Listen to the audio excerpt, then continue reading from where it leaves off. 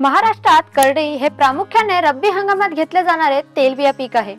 हे पीक कमी पाण्यात येत असल्यामुळे कोरडवाहू जमिनीत देखील घेता येते। या पिकावर येणाऱ्या किडींबद्दल आणि त्यांचे एकात्मिक व्यवस्थापन कसे करावे हे आपण आजच्या व्हिडिओत जाणून घेणार आहोत। तर मित्रांनो, पहिली कीड आहे मावा कीड। मावा अर्धगोलाकार आणि मृदू शरीराचा असून शरीरावर पाठीमागच्या बाजूस दोन शिंगे असतात। माव्याची पिल्ले गडद तपकिरी रंगाची असतात। प्रौढ मावा हा काळ्या रंगाचा असतो।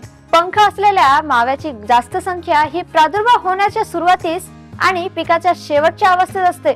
मावा त्यांच्या सोंडेद्वारे झाडातील अन्नरस शोषण करत असतो, म्हणूनच झाडाच्या वाढीवर परिणाम होऊन उत्पादनात घट येते। याशिवाय मावा आपल्या शरीरातून साखरेसारखा चिकट पदार्थही बाहेर काढत असतो। दुसरी कीड आहे घाटे अळी, यालाच आपण बोंड अळी म्हणून देखील ओळखतो। पीक लहान असताना अळ्या पाने व शेंडे खातात। बोंड धरल्यावर अळी त्याला छिद्र पाडून आतील दाणे खाते। आता पाहूया या किडींचा प्रादुर्भाव रोखण्यासाठी एकात्मिक व्यवस्थापन कसे करावे। हंगाम संपल्यानंतर शेतातील काडी कचरा वेचून नष्ट करावा। उन्हाळ्यात जमिनीची नांगरणी करावी, यामुळे जमिनीतील किडींचा नाश होईल। प्रतिकारक्षम वांची पेरणी करावी।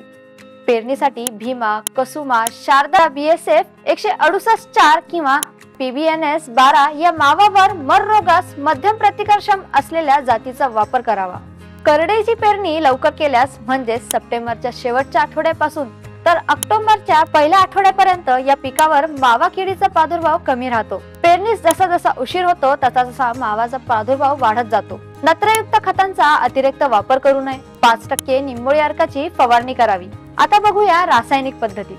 घाटे अळीच्या व्यवस्थापनासाठी HANPV 250 LE प्रति हेक्टर फवारणी करावी।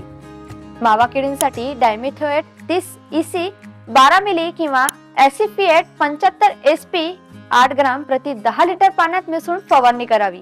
करडईची पिकावरील किडींसाठी या एकात्मिक पद्धतींचा अवलंब तुम्ही केला तर तुमच्या उत्पादनात घट येणार नाही।